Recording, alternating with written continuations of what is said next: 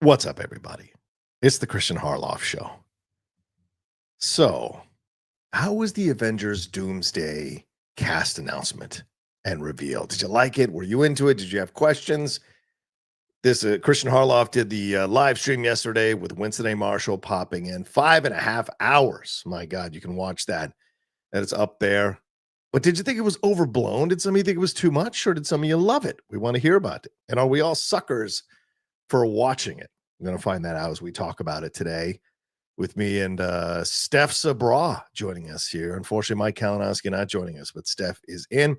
Variety also posted a very revealing look at the Rachel Zegler situation. And we've got an update from a producer's son who chimed in on the Rachel Zegler situation as well. And there's a $400 million budget for the new Mission Impossible movie. $400 million. That's insane.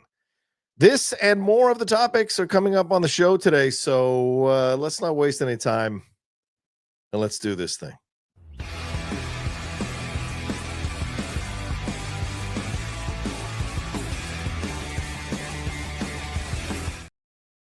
What's up, everybody? I am John Rocha sitting in for Kristian Harloff today on the Kristian Harloff Show, but you know I can't do it alone. You always need help, especially on a Thursday. And who else better can you bring along to help you? But one of the best to ever do it, one of the members of the World Girls, and a lady who's established herself as someone to watch and follow on all things social media. Plus, she's got some great opinions on all the topics we're going to talk about here, and that is Steph Sabraw. How are you, Steph? That was such a great intro. I really felt like special. You are special. Really? You've always been special. Thank you. I feel the same about you when you were like, I can't do this alone. I'm like, actually, Rocha, I think Kristian and the rest of us have all decided that you are the one that can. Oh, no. You and Roxy. That's who I would I would ship off to do whatever needed to be done in my stead. Absolutely. The Rox is best. I love the Roxy. Of course, that's the one you want to go with for sure, because she holds nothing back, and neither do you. Honestly, you're a much more subtle assassin, and the rest of us are much bigger in our approaches. But you're like, you guys ever think about this? You're like the Gabby of our crew. I would say you're like the Gabby. You don't see it come from Traders. You don't see it coming, and you drop the bomb. Oh my gosh! I need to watch Traders. You gotta watch. I am just now entering my reality TV era. So that one is definitely next on the list. Yeah, you got to get on it. Speaking of getting on things, though, and speaking of joining lists or making lists, we had an Avengers Doomsday cast list that was dropped here. And before we jump into this, I want to remind you all, this super chats are open. Send in your love. Now, I hope we matched the 481 from yesterday's live stream show, but we're going to try to match it. So help us do that. Yeah, 481 super chats. Okay, you guys, how great. Let's just set the stage. How great would it be? Like, this is the ultimate. If you love an underdog, today is the ticket. This is the ultimate underdog moment. If we, a 2-hour in comparison to a 5-hour plus stream, beat them. Yeah, beat them. Nothing would shock Winston more than if we got to 500 super chats. We just want to see him getting upset about it for sure. But let's get into the first story here, because we don't want to waste any time, because there's so much to talk about today here. So let's jump into the first one, and that's talking about talking about the Rachel Zegler situation here.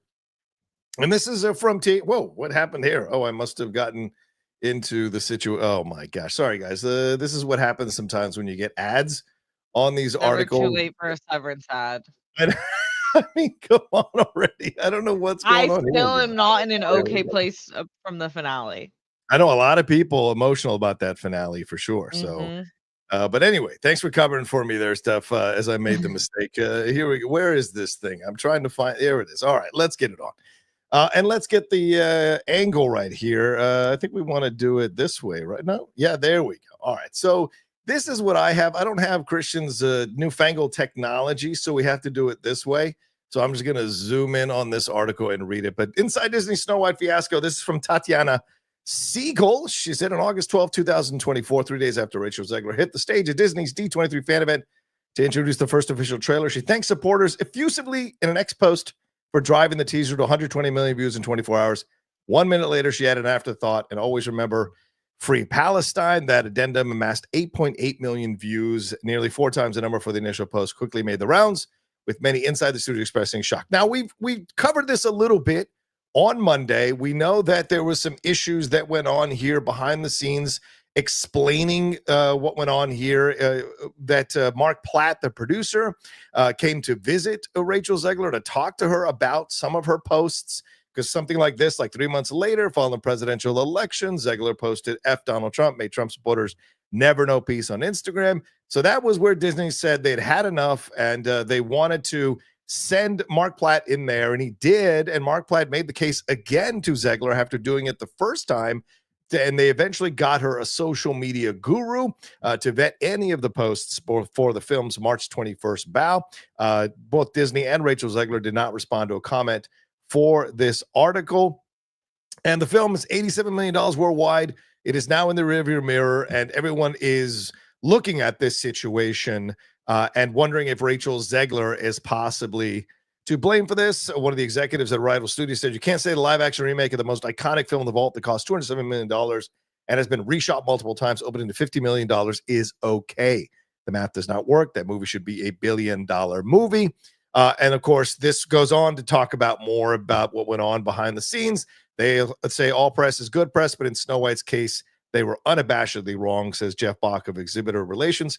Too much negative controversy surrounded this film for years, and it didn't help that the reviews were subpar, likely rendering this latest live-action adventure to Disney Plus for many potential ticket buyers. So let's just stop there, because there's an addendum to this, but I want us to talk about this, Steph, because this has sparked some really strong reactions from people on social media and people in Hollywood, including Monica Barbaro, who came out and named Tatiana Siegel as someone that she is upset about, right in this article about Rachel Zegler. So where do you stand on this? What are your thoughts on the comments that were made here, and finding out that they had sent a producer to go talk to her and eventually had to hire a social media guru to try to control a young woman in her 20s speaking her mind about the political issues?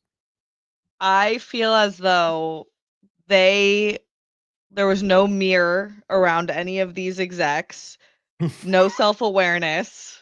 They Yeah. didn't see the booger in their nose, and then they blamed it on something that wasn't actually in their teeth. I think Yeah. this is completely overblown, blaming a single person Yeah. for the smallest sentence ever that on my side of the internet, I found no issue with it. Mm. The issues that I saw arising in people's comments and criticism of Snow White before it came out Yeah. were to do with the dwarves, were to do with the bat, like it didn't feel like there was a magical making of this movie. There Yeah. Yeah. wasn't, Yeah. it didn't feel like there was good vibes on the set. That really matters with marketing. People wanted to see Barbie for multiple reasons, but one was that we loved watching the cast vibe before the movie came out. Great This point. is like there was no vibe around it. People had issues with how it looked.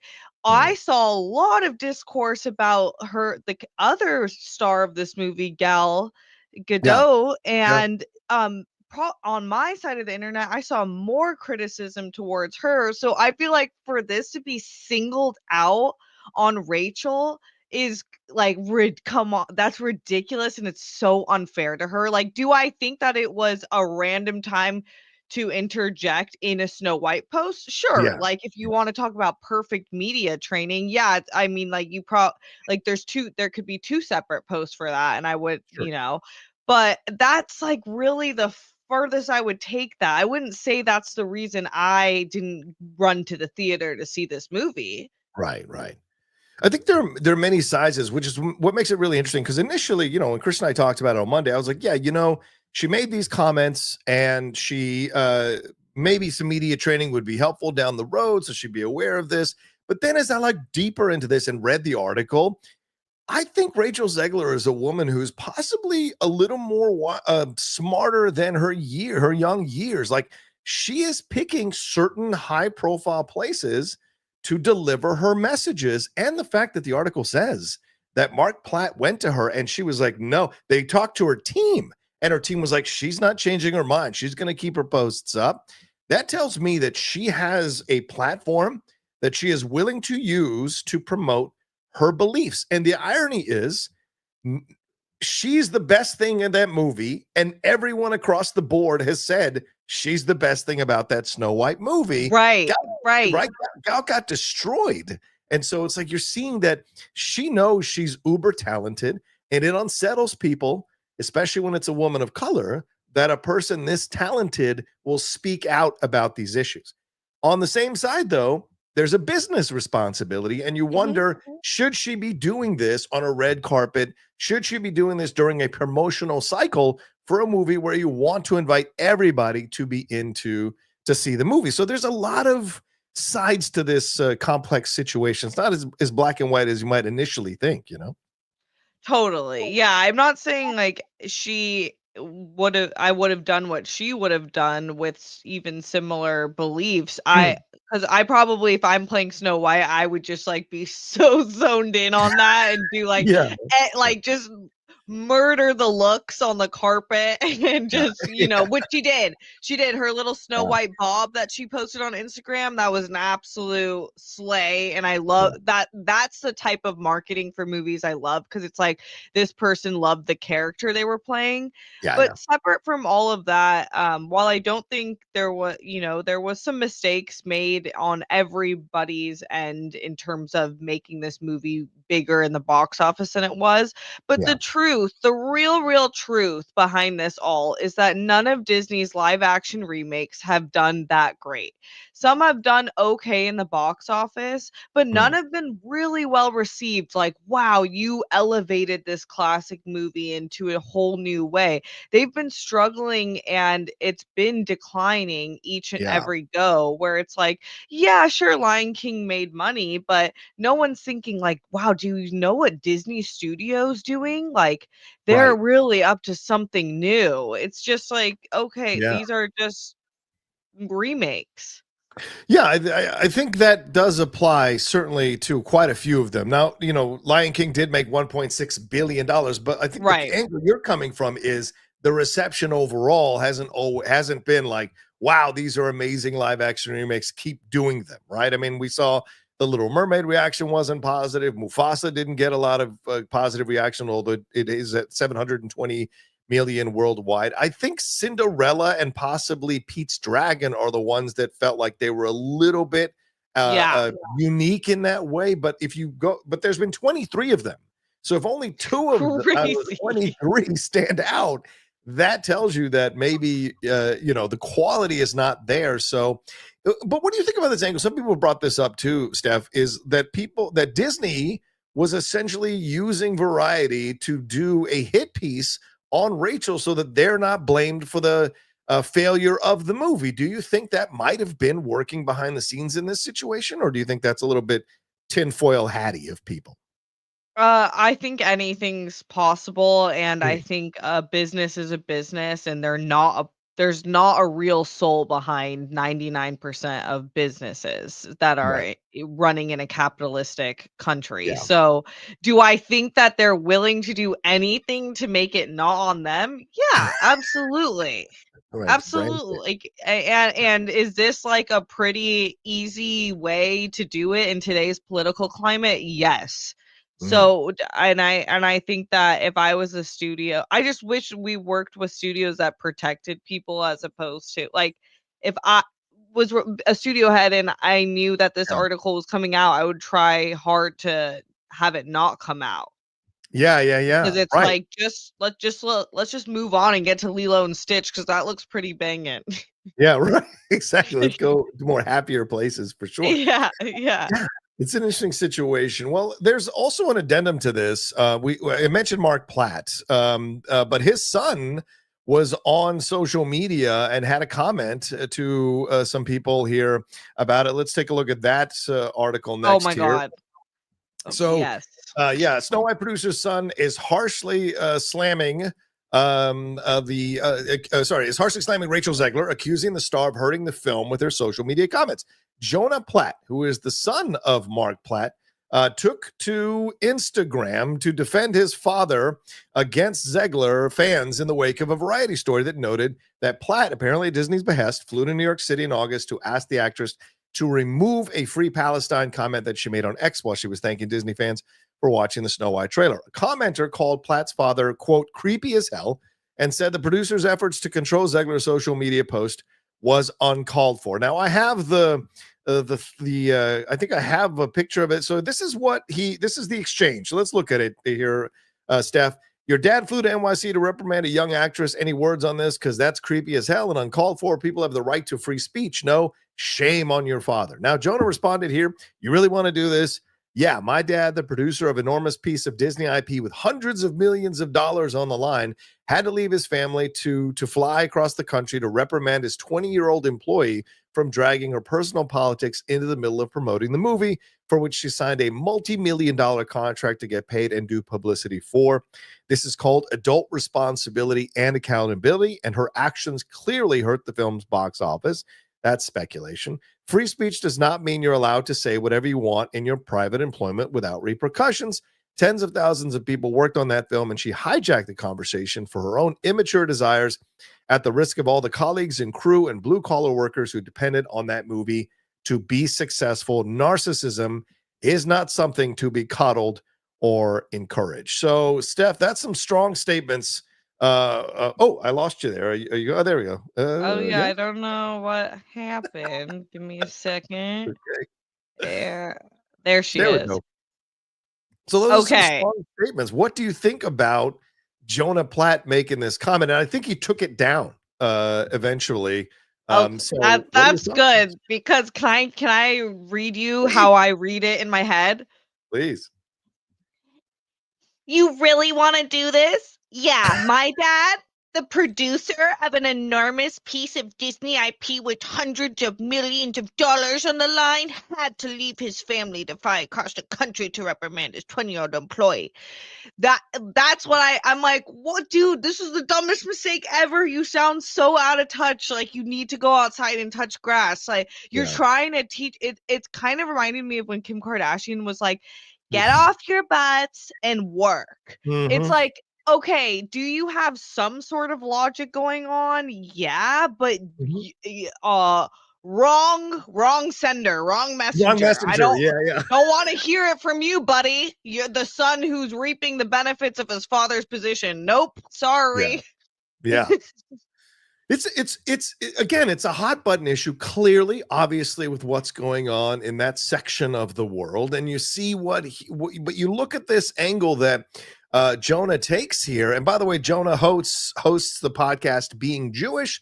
So you would assume he has a point of view clearly on this situation and maybe felt the need to weigh in. But the fact that he took it because of what Rachel Zegler said about Free Palestine, but the fact that he took it down, to me, speaks volumes about the fact that, look, this is his actual feelings. He just didn't once it got picked up, he didn't think it was going to get picked up, but once it got picked up, people ran with it. And the other side of this that I think is really fascinating is the article goes on to talk about how Mark Platt previously weighed in on the topic of actors making political statements on the Being Jewish podcast that his son hosts, as I said.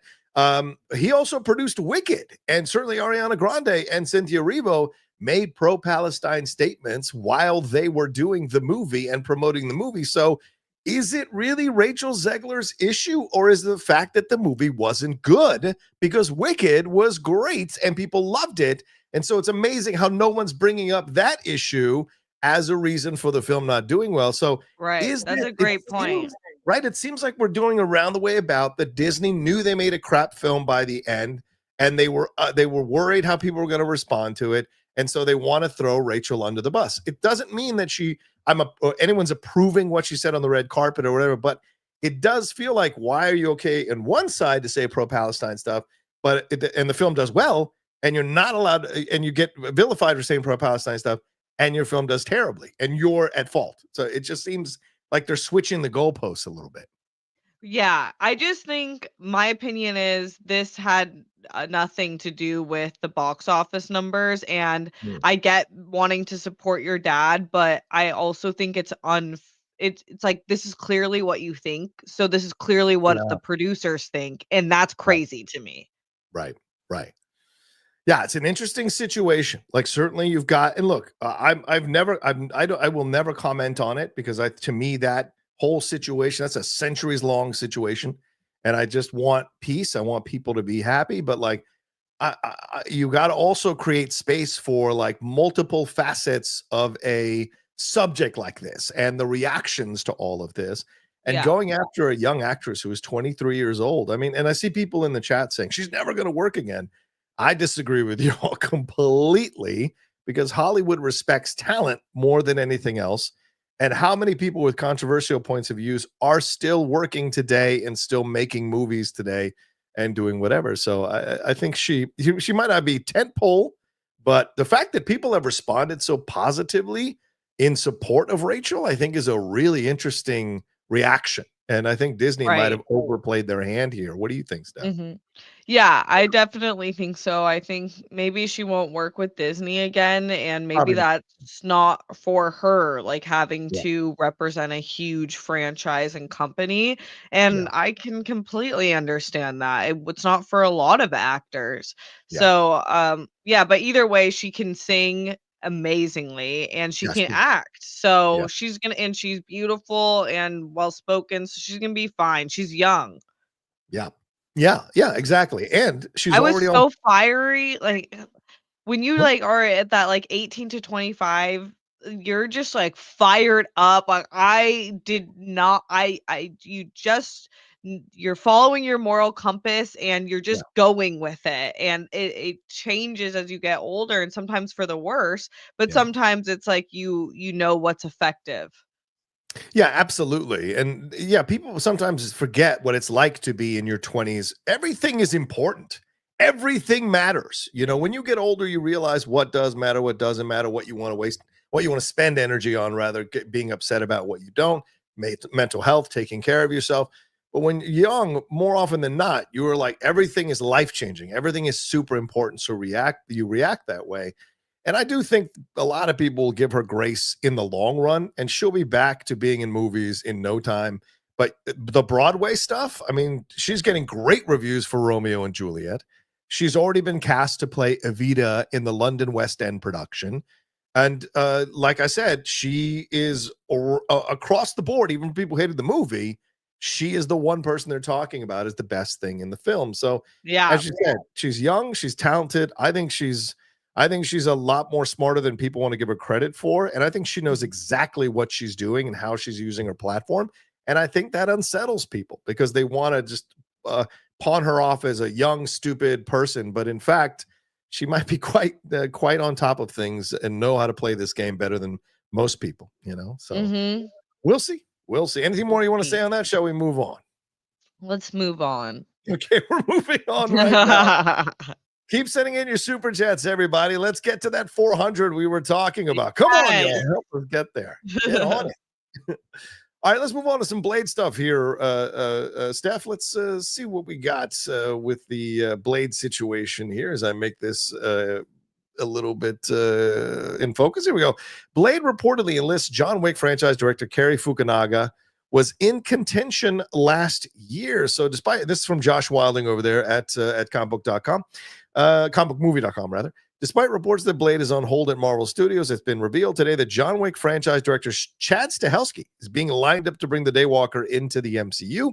If you're a Blade fan, it's fair to say the past 6 or so years haven't been the easiest. That's true. It's hard to believe that Mahershala Ali was announced in 2019. I was in Hall H when that announcement was made. That is so crazy that it's already been 6 years.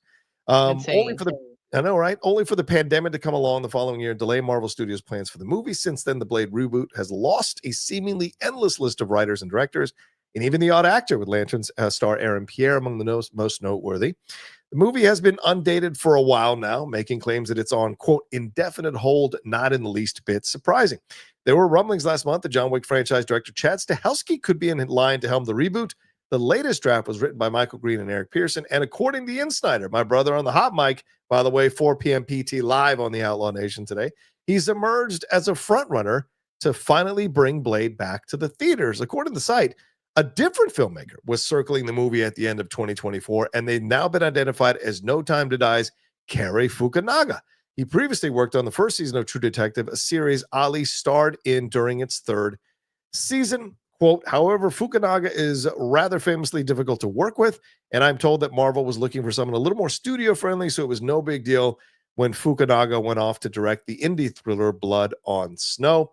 Now, Marvel Studios is said to have found a new director in Stahelski. Not only is he a safe pair of hands for a movie that's been trapped in development hell for over half a decade, but when it comes to delivering epic vampire action, who better than the John Wick director who cut his teeth in Hollywood by serving as a stunt double? Stahelski also served as second unit director on Captain America Civil War and Birds of Prey. Okay, there we go. I think that's everything. So, Steph, your thoughts on this? Do you like the idea? Did you like the idea of Fukunaga, and do you like the idea that they're moving towards Chad Stahelski possibly? Yeah, I like Fukunaga, but I understand, like, not we were just saying with Rachel Zegler and some Yeah. actors, some directors, they might why am I glitchy? They might not want to do the big studio job Hmm. because of the restrictions, and that makes sense that Marvel puts it out there up front, we wanna Yeah. be able to basically make the changes we wanna make and have the final call at the end of the day. But Right. with that being said, I feel like I'm super excited about Chad because I love the John Wick series. Yeah. Yeah. So, I'm a huge fan of that, and I think that it's shot really dark, a lot of action, similar to what I would picture the next Blade rendition being like. Yeah. Yeah. Yeah, I mean, I think they wanted to go with a director of color, which is why they had all these directors of color who lined up to do it, and they kept replacing one with the other, one with another, one with another. But then they realized, look, we just got to get this ship into port. It's been 6 years. There's been a lot of stops and starts, script changes. Mahershala Ali not being happy about some of the results of the script changes. So who can we bring in here that is a franchise veteran now after a few movies with John Wick and understands what the taste of the audience is, and got away with what, a 2.5 hour and 45-minute John Wick movie as a fourth installment that made, I think, $400 to $600 million. Who can we bring in? Chad Stahelski. This is a guy who is a very confident director who can step in here and take care of business. Fukunaga would have been really interesting, but I mean, No Time to Die is not a great film. It's a damn good James Bond film, but it's not great. It's not Skyfall. So it's a law. Maybe they felt like maybe he was going a little bit too farther in a certain direction. Chad Stahelski is going to make it more mainstream, audience friendly entertainment, and that makes sense all around. So it's about getting it done now. So I don't have problems there. Yeah. Yeah, I feel like I was actually shocked that they're doing this because I Yeah. got really scared for a while. I was just like, Blade's not going to come out in the time that Mahershala Ali can play the character, and it'll probably be another 10 years at this point if Yeah. they do it. So I was just really happy with the news that they're moving forward. I think that's a great choice. I get the Mm. responsibility of finding the right director for the project, Yeah. but Yeah. and I think that's a good choice. Yeah. I agree. Yeah. And we'll see what the end result is going to be. Fillmore Pockets, Blade never. Jan Demange is not a director of color. What are you talking about? What are you talking about? Bassam Tariq is not a director of color. What is wrong with you guys? Of course they are. So, but yeah, I like the idea. We'll see if it all plays out for itself. All right. Well, let's take a break here and get into some ads, Steph. And on the other side, we'll talk that Doomsday cast list, and we'll talk the Mission Impossible story, and maybe a little Scooby-Doo as well. So we'll be right back right after this. The great rewards hunt is on. So join the adventure with DraftKings Casino. For fun seekers, follow the trail to huge jackpots, weekly bonuses, and exclusive games. But the excitement is only getting started because new players can get 500 casino spins on a featured game. Just sign up with that code Harloff and wager a minimum of $5 to receive 500 casino spins on a featured game. Only on the most rewarding places to play, DraftKings Casino. The crowd is yours. Gambling problem? Call 1-800-GAMBLER. In Connecticut, help is available for problem gambling. Call 888-789-7777 or visit ccpg.org. Please play responsibly. 21 plus, physically present in Michigan, New Jersey, Pennsylvania, West Virginia only. Void in Connecticut and Ontario. Eligibility restrictions apply. New customers only. Non-withdrawable casino spins valid for featured game only and expire in 168 hours. See terms at casino.draftkings.com/promos. Ends April 27th, 2025 at 11:59 p.m. Eastern Standard Time. Let's talk about Stitch Fix. Now, I told you guys about them last week. I'm going to tell you about them again. Why? Because shopping, it's not the easiest. I found a much better way because Stitch Fix online personal styling has made it so much easier for me. I cannot stand shopping. I hate it. Even when I'm figuring out my sizes, stores, they just don't seem to have everything that I want in stock. And the crowds, you know me with people. I get annoyed fast. So who has the time to shop anyway? Stitch Fix, you get a stylist who understands your style. They understand your size. They understand your budget. That's the most important thing. They do all the shopping for you. Shopping and figuring out style, it can be overwhelming. So when it comes to getting dressed, it's hard for me to even figure out where to get started. And that's why I love having Stitch Fix, the stylist. It really knows what works. So I can get pieces to make me look great, and it's a confidence boost. I love it. My wife was like, look at you putting outfits together. And I didn't say anything except, yeah, I did it on my own. She knows, though. She knows everything. Anyway, no stores, no crowds, no stress, just personalized looks that you will love. Stitch Fix makes it all very easy. You can make style easy. You can get started today. You got to go to stitchfix.com/KHS. Pretty easy. stitchfix.com/KHS. Thanks, Stitch Fix. There you go. Stitch Fix. Fun people who support the show here, the Kristian Harloff Show. Go ahead and Kristian says this every time when we do the shows on Monday. Like, this is a way to support the Kristian Harloff Show, the Kristian Harloff channel, is to go in there and use the codes and let those people know that you support and like their products, and they'll keep supporting the channel and the show here. So make sure you do that with Stitch Fix and with DraftKings. Look, March Madness is happening. All stuff's going down. It's opening day today in MLB. So, bet responsibly, but DraftKings is a great place to go as well. All right, Steph. How you feeling? Are you ready to get into this Marvel stuff? What's Yes. going on? Okay. I'm behind on it, so I really need some catch-up information. All right, let's do it. Let's bring it on here. All right, Avengers Doomsday. A great picture there of Robert Downey Jr. here. Let's read this from Dark Horizons. Marvel is finished revealing the full cast. I take exception to the idea of full cast because I don't think that's true. Full cast list for Avengers Doomsday as part of a live stream ahead of the film kicking off production.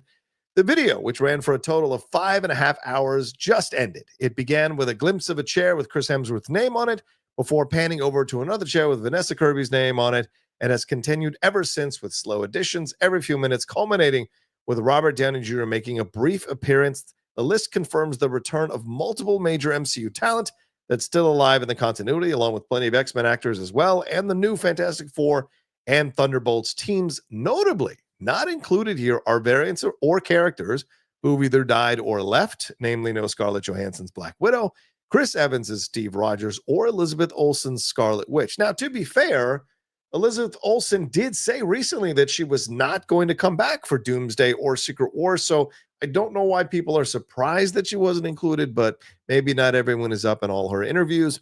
In addition, there are some big existing MCU character absences, including none of the Guardians of the Galaxy or Eternals teams. Tom Holland's Spider-Man, Mark Ruffalo's Hulk, Benedict Cumberbatch's Doctor Strange, Jeremy Renner's Hawkeye, Samuel L. Jackson's Nick Fury, Don Cheadle's War Machine, Paul Bettany's White Vision, Charlie Cox's Daredevil, Oscar Isaac's Moon Knight, Brie Larson's Captain Marvel, Ryan Reynolds' Deadpool, Hugh Jackman's Wolverine, and more. But here is the complete list. Avengers, Chris Hemsworth, Thor, Sam Wilson. I'm just going to go by character names. Thor, Sam Wilson, Captain America, Shuri, Black Panther, Scott Lang, Ant-Man, Shang-Chi, M'Baku, Namor, Falcon, Loki, Doctor Doom, Bucky as the Winter Soldier, U.S. Agent John Walker, Yelena Belova, Sentry, who they just dropped a 30-second new teaser of Thunderbolts that focuses on Sentry that's out there for you all to watch. David Harbour's Red Guardian, a Ghost from Hannah John Kamen, Mr. Fantastic, Sue Storm, Ben Grimm, Human Torch. Patrick Stewart is back to get killed again as Charles Xavier, possibly. Magneto, Cyclops, Nightcrawler, Mystique, Dr. Hank McCoy the Beast, played by Kelsey Grammer, Channing Tatum's Gambit, And of course, this is going to be released May 1st of next year. So your thoughts, Steph, on this announcement, your thoughts on the reaction, your thoughts on the cast list and who's missing and the questions they have here. What are your thoughts? Okay, so some exciting names. I'm most excited. What I've been most excited for this phase in general is like just get me to the X-Men. Just get me to the X-Men. We're ready for the X-Men. I feel like it gives us that fresh new start that Marvel has needed, but Yeah. I do like the fact that, it hit my I would always think about like, okay, but we can't leave behind Shang-Chi. I feel like he was just Mm, getting started and I like the Thunderbolts team, and I like Haley Steinfeld as Hawk Girl, and I yeah. like, Florence Pugh, obviously. So those are exciting. I Mhm. feel like I wish I was a little more excited for the OGs to come back. I Ooh, don't know if okay. that's me or if it's them. I think it might be a mixture. It's not Okay. the actors, obviously. It's just more like, I wanna know why they're doing that. Are they doing that because it really is what's moving the story forward? Or are they doing it because they feel like they have to bring back old characters to get new fans and old fans united and excited? Yeah, and by that you mean RDJ, right? And Chris Evans and the old school Yes, ones. yeah, Where they yeah, get, yeah. Yeah, the yeah, old school that I thought we were leaving behind and we gave them a right, retire I know, like, we've had time to process the RDJ and he's gonna be a different yeah, character, right, and that's really cool, and I like, this is news is exciting, but I felt like a lot of this was stuff we did know, right? right, right. But We kind of a bit w guessed, I mean, yeah. yeah, there was a little that was new, so Mm. what were your thoughts? Did you watch the whole stream I, or the I highlights of it? I'll tell you this: had I known that you get 100,000 views off watching 5.5 hours of Marvel reveals, I would have cleared my whole day yesterday and watched it. But I started watching in the morning because a friend of ours sent me a link to it, and I was like, "Wait, they're just bringing out chairs randomly every few minutes," and I'm like, "This is not for me. This seems very boring." But clearly, what, over 7 million people watched this reveal for 5.5 hours, which is really fascinating. People have a lot of time at work, clearly, to have a screen up. And it's just an interesting situation to see the way it was handled.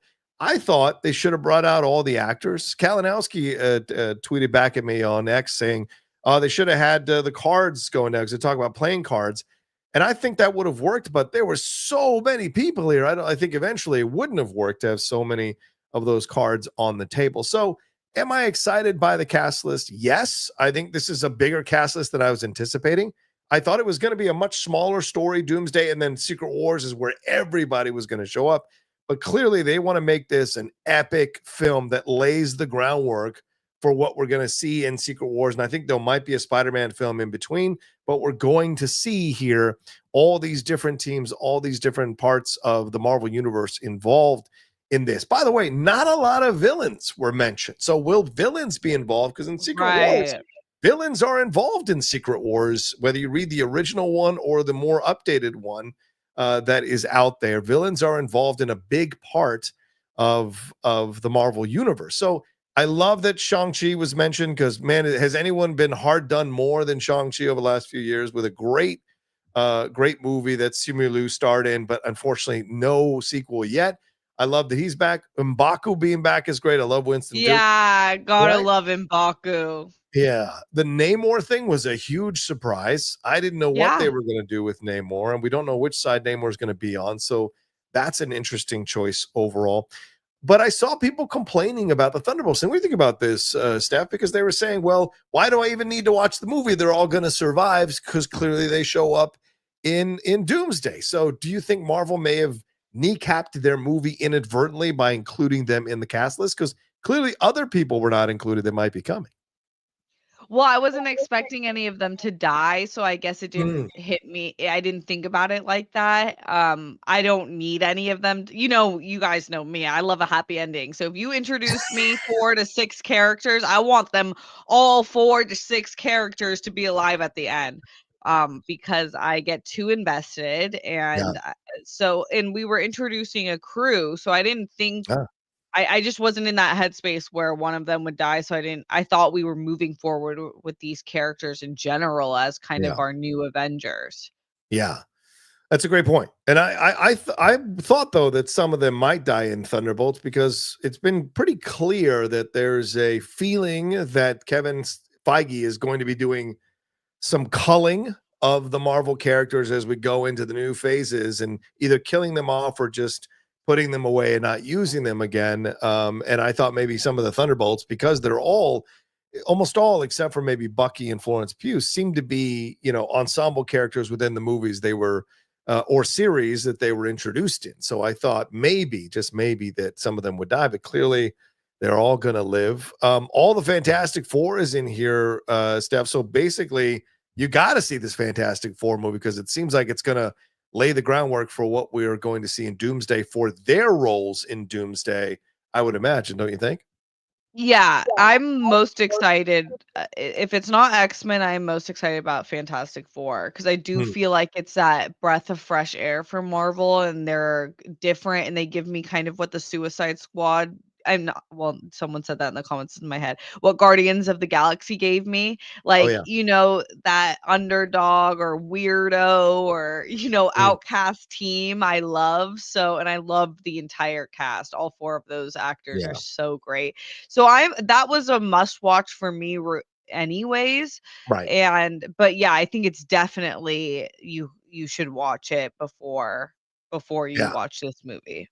I think they hope Thunderbolts does well. I think they really want Fantastic Four to do well. So I don't think they mind. They might have kneecapped Thunderbolts a little bit, but maybe there's stuff in Thunderbolts that leads us to Doomsday as well. I don't know if they've done, how far along the Russos were in the whole process once they were announced. Have there been scenes shot that were added to the Thunderbolts movie to connect to Doomsday? So we will see when that comes out in just a few weeks. It's not that far away. But you mentioned X-Men. Oh, go ahead. Yeah. I think that just last point on that specifically, I think it's okay. I think Marvel has seemingly learned its lesson that there was too many shows and people were so confused during Doctor Strange 2 that they just can't make that mistake again. And it's too much to ask of general population to watch the shows and to understand the movies. But I think it's okay. And what we've proven in the past as a fandom that we can do is watch the movies and be ready for the next movie. Yeah, 100%. And you mentioned X-Men. So let's, what are your thoughts on the Fox X-Men coming back here, as I mentioned, with Xavier, Magneto, James Marsden back as Cyclops, Cummings, Nightcrawler back, Rebecca Romaine's Mystique, Kelsey Grammer as Beast, and Channing Tatum's Gambit, who has never been officially in a Fox X-Men movie, but was in Deadpool and Wolverine, essentially implying he was part of the X-Men universe from Fox. So what are your thoughts on this? No Famke Janssen. There was no Hugh Jackman announcement. What are your thoughts on this X-Men being a part of this whole thing?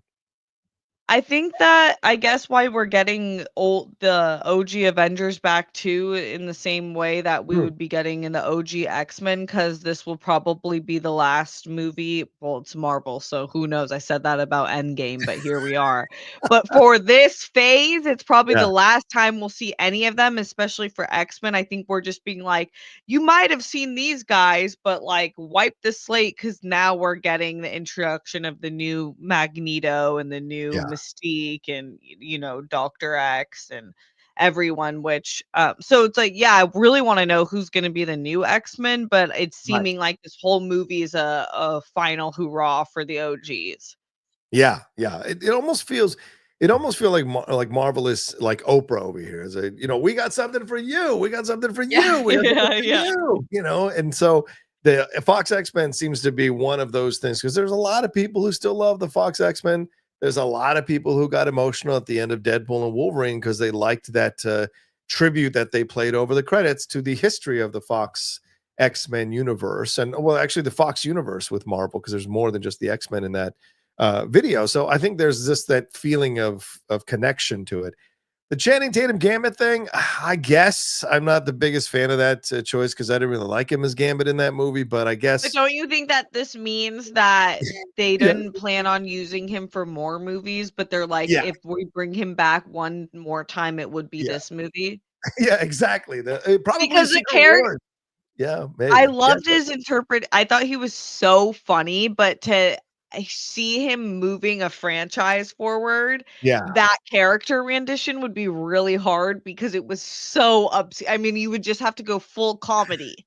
Yes, 100% you'd have to go full comedy, you know? So I think a series is possible, but I don't know if a movie would ever be possible. Yeah, kind of in the same way, I didn't know how they were gonna do a series for, the DC John Cena's character, Oh, Peacemaker. Yeah. Peacemaker, but then they did, but it was so specific. You have to Oh, That's why yeah. I thought doing the show was such a great choice for that character. Agreed. Oh, listen, if James Gunn wanted to go back to Marvel and do a Gambit series that he produced and directed, I would 1,000% be there. Yeah, I think so. Yes.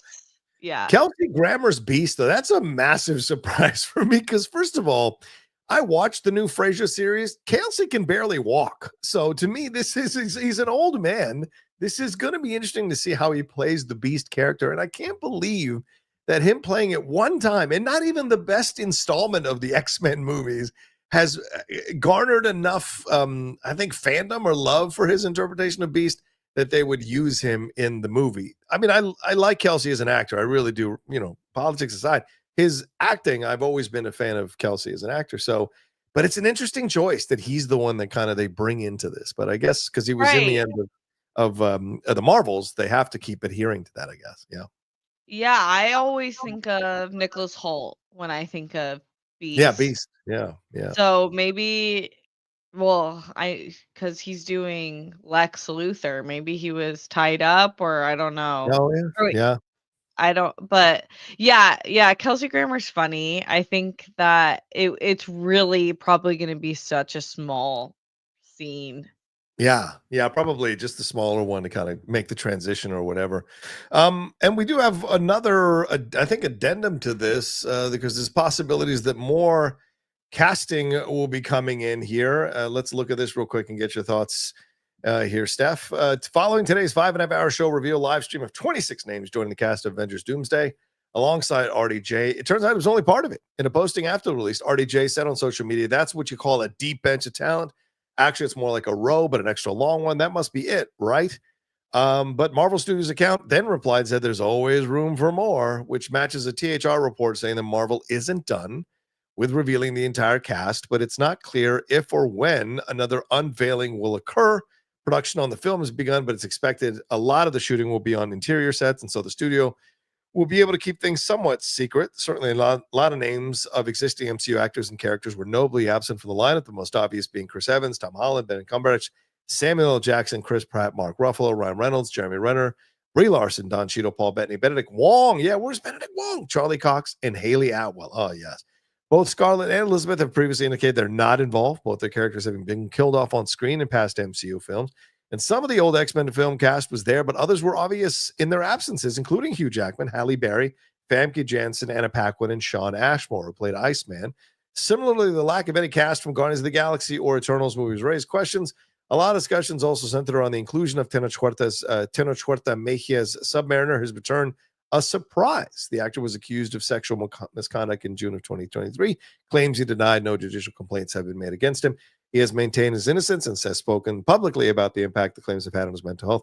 Filming on the production is expected to run through the next few months. So who do you think we're going to see of these names? I know you say you don't want the OG stuff, but do you think these names are being saved for Secret Wars, Steph, or do you think they will pop up in Doomsday and have something to say? Well, I'm totally okay with them popping up. I love the OGs forever and always. Yeah. I just I'm all about story first. So if it does help the story and add to the story, then yes, like you've totally taken any sort of apprehension I may have had and Yeah. made it into something amazing. So I look forward to that and like whatever the choice was, Kelsey Grammer and bringing Gambit back. Like Yeah. I hope it's awesome and fun, and I can't wait to see it. But in terms of these new names, Yeah. there's probably going to be a handful. It seems like they're just trying to get everyone they can in the same way that Endgame kind of collected everyone they can, but this one's even a bigger universe Yeah. to do it because they're moving into X-Men and Fox and like getting really obscure with different phases of Marvel Yeah. and mixing it all together. So the sky's really the limit. I don't really have any particular, I mean, Halle Berry would be super fun always. Mm, yeah. But maybe Brie Larson, but I don't know specific. Are you thinking anyone specifically like, oh, they have to come back? I would love Famke to come back. I really love her as an actress. I thought she was great. I still think she's the best Jean Grey we've gotten live action. And no offense to Sophie Turner or anyone else who's played it. I just like her Jean Grey, and I would love to be a part of it, and especially the old love triangle with if you're going to bring Marsden back, and Hugh Jackman, like Ryan Reynolds said all throughout a Deadpool and Wolverine, he'll be playing Wolverine till he's 90. You got to bring Famke in to be a part of whatever's going on. And is she going to have the Dark Phoenix power? Will that be a part of it as well? So I think there's a lot of questions around Famke, which would make it interesting to have her be a part of it. I don't know that Paquin necessarily may be a part of this or Sean Ashmore, but I would love to see Famke. I'm not surprised by the Guardians because that seems like, James Gunn left it and Feige and him maybe agreed that that's it. The Guardians aren't coming back. I think Pratt will come back because he's on Earth, but I don't know that anyone else will necessarily come back from the Guardians to be a part of this. Maybe Nebula, but everyone else, it seems pretty clear that it might be done for the most part till they do a new iteration of the team. Eternals, no surprise, that was one of their most reviled films, although there are defenders of the film, so I'm not surprised there. I guess Ruffalo, because we've had so many Hulks, and we're supposed to get a World War Hulk, so I would be surprised if there's no Ruffalo. And how can you not bring Benedict Wong in, for God's sakes, who's a ray of sunshine in the Marvel universe? So I'd like to see him. But Benedict Wong would make sense too, especially because the last time, I don't know, no, it wasn't the last time we saw him, but the last time we saw Shang-Chi, we had Benedict Wong with Awkwafina, like bringing them in, so it could be some connection there. Oh, Shang-Chi, yes, 100%. Very possible. Yeah. What did you think of the event? Did you and the timing of the event? This is very interesting. Why do this the day after you drop 2 episodes of Daredevil Born Again? Why do you do a stream that's 5.5 hours and bring out chairs? Did you think it was ridiculous, or do you think it ended up accomplishing what it was trying to accomplish? Usually I feel like I'm in the know of when these events are happening. I didn't know it was happening. And I saw a conversation about it circulating on Instagram and Twitter, but I didn't actually get into it that much until this morning. I was grazing it. And it felt, so in that sense, it felt underwhelming to me because I didn't think of it as an event as they usually do with their big announcements. But I think, it's like, I don't know, has anyone done a live stream that's really, really kicked ass? I don't think in this way they've ever done it quite like this. I don't think DC or Star Wars or anyone has done it quite like this. And so it was an interesting decision, but clearly a divisive one, because there are some people like me who didn't like, and there's a lot of people in the pungency sphere who didn't like it. I saw heavy spoilers and Flickinger and other people kind of bashing it a little bit. But then there are some fans who pushed back and said they really loved it. Other people saying, well, look, 7 million people watched it, so it accomplished its goal. But I think 7 million people would have watched RDJ take crap in his hat. It wouldn't have mattered if it was on the Marvel stream. But I think in the end, for me, 5.5 hours seems like way too much of an ask. And a bit of hubris there to lay this out, but maybe they felt people would pop in and out as they did it all. It just seemed odd to me. Yeah, that is odd because it feels like there was just character announcements in this one movie was the main thing. And so that could have been done in 30 minutes or an hour. Right, a press release. Yeah. Yeah, I guess in the sense that they didn't waste anyone's money. It's not like Yeah. they went to a big Marvel expo and then got 5 hours of just that. Right. But Right. so it is like, watch at your own expense, and if that's what you wanna do, then do that, but it is like 5.5 hours? That's longer than the Super Bowl. I know. People are having to certainly fill the time in between the chairs, showing up on their streams. I was Yeah. watching a little bit of Kristian's for sure. Yeah, I like what George says. It was kind of anticlimactic. I agree. It was a little anticlimactic in the end for me, but certainly there were people who enjoyed it and had fun with it. But in the end, accomplished its goal of being the main thing leading the conversation cycle in the world of nerddom. So, all right, guys, we're at 700 of you watching, over 700 of you watching us live. Thanks for joining us. We appreciate it madly. Make sure you subscribe if you haven't subscribed to the Kristian Harloff channel. A lot of benefits there for you all, a lot of great reactions that are up there for you all to enjoy. And also, we're only at 27 super chats. Are you kidding me? Steph Sabraw's on the show, y'all. 27? Let's go. Let's There's go. We 700 gotta of you. go. Yeah, don't Come make on. me get in my car. I will get in my car. Okay. There's 700 of you. Cough up some love here on the super chat side of things. Get us at least to 100 so we can have a little bit of a claim for the week. Maybe we won't get to 4, but let's get to 100 for God's sake. Yeah. This is Steph Sabraw. Show her some respect, people, for God's sake. All right, let's get to our next story here, and that is Scooby-Doo. This is an interesting story here, Steph. Let's take a look at this one here, and this is, of course, from Dark Horizons again. Netflix has handed out a series order for a live-action Scooby-Doo TV series based on the cartoon Great Dane and his mystery-solving human friends, Fred, Daphne, Velma, and Shaggy, in the works for nearly a year. The series was created by Josh Applebaum and Scott Rosenberg, who did the shows From and Citadel, along with executive producer Greg Berlanti. The former two will serve as showrunners. The modern reimagining is set during a final summer at camp. Friends Shaggy and Daphne get embroiled in a haunting mystery surrounding a lonely lost Great Dane puppy that may have been the witness to a supernatural murder. Together with pragmatic scientific townie Velma and the strange but ever so handsome new kid Freddy, they set out to solve the case that is pulling each of them into a creepy nightmare that threatens to expose all of their secrets. The property has been adapted into 2 live-action films before and had animated and CG animated adaptations, but this will mark the first live-action TV series based on the property. Sarah Schechter, Lee London Redman, Andrew Nemec, and Jeff Pinker also executive produce much of the Scooby-Doo animated catalog. Is currently on Max because it's not Looney Tunes. Unsurprising, as Warner Brothers Discovery now owns Warner Brothers Television and Hanna-Barbera. So, Steph, do we need another Scooby-Doo in our lives? We saw the one with Freddie Prinze Jr. and Sarah Michelle Gellar. There was a Scoob animated film that came out right at the beginning of the pandemic in 2020. I had the chance to interview the director on my channel, which was a lot of fun.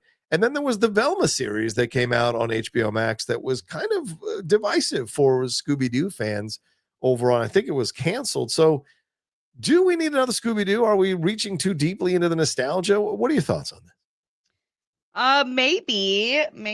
I think that I would love to know who they're going for in terms of audience, because I don't know, I could be wrong, but I never hear kids talking about Scooby-Doo or watching Scooby-Doo in the same way that the 90s kids did, and Yeah. I feel like, the 90s kids were the last generation, maybe Oh, yeah. early 2000s, that Yeah. really liked Scooby-Doo, the animated series, and then did watch um the new live action movies that came out a few years ago, and they were fine.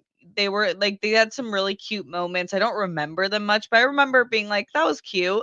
Yeah. I think I've seen one. I don't think I've seen I think there was multiple. I didn't check out the Velma series, and not because it looked bad or anything. I just didn't have a pull to it. So if they are going for 80s, 90s kids and, the a little bit older generation, then I would like them to go like more adult humor with it.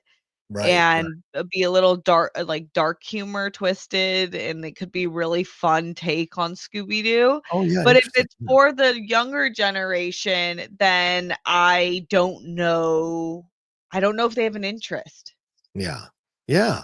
That's what I think nowadays. And I think you have executives and producers at these companies who are trying to bring their nostalgia through and think that it's going to appeal to a lot of people. And there have been numerous Scooby-Doo attempts, but none of them have ever been universally well received. I mean, even the movies weren't that well received for some of the acting in those films. Some of the box office results of those films tell you that. And the Velma series was kind of divisive, and even the Scoob movie didn't do that well at the box office when it came out. I think maybe these executives are going to have a come to Jesus moment, that there are certain things that you want to bring into the 2020s and what have you. And there are certain things that are way too far away, and you've got to accept that people don't care about that stuff the way you did. I mean, Harrison Ford is a great example. Like, everyone thinks, oh, put Harrison Ford in your sing. Yeah, on a TV show, Shrinking, absolutely love it. But I mean, how many of his films that he's come out with have underperformed where he's been the lead or been a co-lead on it? And you look at Brave New World, you look at the new Indiana Jones films, like, these are the things, like, not everyone is clamoring for the nostalgia of the 80s or the 70s stuff. And that's how far back I think Scooby-Doo goes even farther back. And I don't know necessarily that a new take on it is going to get people that excited. I mean, would you be excited for a new Casper the Friendly Ghost take? I just don't think these things way in, because there's so much more content that's come out. Look at how X-Men 97 did. That's a nostalgia that's current, right? You can play with that a little bit more. Whereas Scooby-Doo is like decades and decades and decades old. And I don't know necessarily that people will be excited to see it. That being said, who knows? Maybe I'm wrong. Maybe a lot of people want to see it and it'll be a big hit, but I just don't personally Right. think. Yeah. I yeah. do think this Scooby-Doo is a big franchise, and I usually, for bigger Sure. franchise, I'm like, let's get a lesser known actor. And while I do think that you can have a few of those lesser known actors, I Mm. think that it would benefit off of having a massive younger big name like a Jacob Elordi, Oh, yeah. or Okay. Yeah. like Sydney Sweeney, or one of those where you're just like, oh, okay, like, that's fun, and I think that they would bridge that gap of generations. Yeah. That could be interesting. If you got Sydney Sweeney and Jacob Elordi, I might give it a second to look. Yeah, right. I mean, and Sydney could play either one. She could certainly play Daphne, but her take as Velma would be interesting for sure for a comedic instance. Yeah, it would, but she probably won't play, like, the nice, sweet, innocent girl, because I feel like Yeah. after, this is a Spider-Man movie that you Oh, guys yeah, all Madam Web. hated. Madam Web. People were like, it's so unbelievable that Sydney Sweeney would be like tossed aside. And I was like, I thought she was really cute as that. Yeah. Is she still a 10 out of 10 with like the old Hollywood trick of glasses and a ponytail and you can't tell that's a woman? Yeah, but it worked. She's such a great actress. It worked for me. Absolutely. That's the best. I like this. Reboot the Little Rascals. Yeah, exactly. It's the Little Rascals we don't talk about enough. Whoa! All right, go ahead, please. The Little Rascals, I watched the rendition. Let's see which rendition was mine. It wasn't the first one. It was the 94 one with Yeah. Bug Hall. Yeah, that was my shit. We loved Little Rascals. It was just the best. I don't even know if they need to redo it. It was so classic, because now they would redo it and kids have too much internet phone. Like, kids aren't as funny as they used to be. Like, they used to have to do stuff like build forts, have groups of hangouts. They ran the streets because it was safer. But you can't do that. What are kids gonna do now? It's like, yeah. In a little soapbox derby. Yeah.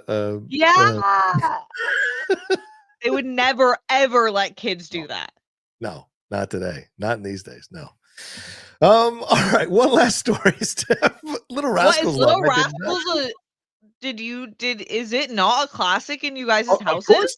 I grew up with it, but I grew up with the original black and white ones. That's what I grew up with. So yeah. So, but yes, the 90s film certainly did a nice job with the remake of that. That was a lot of fun. But yeah, there's a great energy with little kids getting into trouble. But you're right. Like, what trouble would they get into now with how technologically intelligent kids are from like 2 years old on? It would be interesting to see them on iPads and stuff. All right, let's do one last story here before we get to the super chats. If you haven't sent your super chat in, start doing it now. We're almost at 40, so send them in now as we finish up our last particular story. And this is a Mission Impossible story that we teased at the top of this particular episode here of the Kristian Harloff Show. The 8th Mission Impossible to cost $400 million. Back in June of last year, shortly after delays due to malfunctioning $25 million submarine, came word that Christopher McQuarrie's Mission Impossible: The Final Reckoning film was hitting a budget blowout. A 9-month delay due to the strikes and other delays had ballooned the 8th Mission Impossible film's expenses, with one suggestion being the project was approaching nearly $400 million. But a report at Puck News shot that claim down, saying the film wasn't at that point yet, but expenses were running well over $300 million. Since then, further filming took place last year, and today, while speaking on the Town podcast, Puck's Matt Maloney says the film now has indeed reached the $400 million budget mark. Let me take that down. If that figure stands, then the film would have to generate around $1 billion at the box office to reach profit, though it's not clear yet how much that budget can be cut down via tax rebates from the locations it's shot in. The highest grossing mission to date is the 6th film, Fallout, which pulled in $791 million worldwide. The previous film, Dead Reckoning, took in just 571. Yeah, it did underperform from a $291 million budget, losing the studio at least $100 million in the theatrical run. To date, the most expensive film ever made is J.J. Abrams' Star Wars Force Awakens, which came at net cost of $447 million, but that grossed $2.1 billion worldwide. A 3-hour cut of the film has been test screened recently ahead of the film's opening nationwide on May 23rd. Steph, $400 million. This is where we've gotten to in our society now. Your thoughts? Crazy. What do you mean? In this economy? Who has $400 million other than like, the entire White House cabinet? Like, that's crazy. That's so crazy. I just can't even imagine. It's also shocking because this is what is it? The 9th installment in the franchise? Eighth installment. The 8th installment in the franchise. Yeah. You'd feel like they have not a copy and paste thing going because every story is different, every cast is a little bit different, but kind of a groove going, like you know, like a very streamlined process, especially with someone like Tom Cruise who has this laser focus and vision for his projects. It is a little surprising, but that's just how the industry goes. Sometimes I understand, like everyone usually does reshoots of some kind, and there's with these huge action films and a lot of pressure. I get it. I get how the budget moves up a little bit, but to get to that amount is pretty nuts. It's kind of crazy, and I agree with you. It's nuts because the last film underperformed. You're a $400 million budget when the last film only made $571 million. You're $170 million away from the entire budget of the film, of the box office for the current film that you're making. That's insane. That's insane. But this is, I think, what we talk about on the show sometimes is this idea of these runaway budgets. And I get it. It's Tom Cruise. You know, there are worse actors to take a chance on than Tom Cruise with way more terrible track records at the box office. But this last film did underperform. And them removing part 2 and changing the title, people know this is part 2. So it's just like, it's that kind of thing. So I'm very curious. I think this must be the final goodbye. Like, we're going to give you $400 million, but that's it. It's done. We're not doing any more Mission Impossibles with you. We're going to move on from this. We'll give you get to do everything you want to do. And then we're shutting this thing down. You can be an EP. But yeah, to me, that's crazy, $400 million. And I don't know if this film's going to make $1 billion, especially if it's a 3-hour film when the Mission Impossible franchise hasn't hit those marks with any of even their greatest ones have never hit that mark. And so I would be this seems like it's going to head to a loss overall. And God forbid if it's bad, that'll be a train crash like Joker Folie à Deux. You know what I'm saying? Right. Yeah. I want this film to do great. I hope it does break $1 billion. I feel like Tom Cruise really is if you just talk about his acting ability and him as an actor, he brings so much to this industry, and I do root for his movies because it is like this true love of filmmaking and being it like one of the sickest action stars of all time. And I love the Mission Impossible franchise. I think it's like really a really cool take on classic tropes, and they always make the story unique and interesting and have so many different things going on. It's not just as simple as, not in a bad way, but if you look at a John Wick, it's very simple, streamlined, which I love, but it's like the opposite end of a great action movie where it's so in like so I have to rewatch the movies to be like, what's the plot? Because sometimes you get lost in the plot. There's a lot going on. But I do think it was interesting watching both the Fast franchise and Mission Impossible take these box office hits in their last installments, which they've surprising so after they've built such great relationships with their massive fan bases. But I think it just speaks to really where we are in terms of movie theater going experiences, where we are in terms of the Hollywood star and that not really existing as much in terms of getting us to the theater, even when it's someone like Tom Cruise. But yeah, I think it will probably be their last hurrah for at least Tom Cruise. I know he's looking for a successor for this franchise, but I think this will be his last Mission Impossible.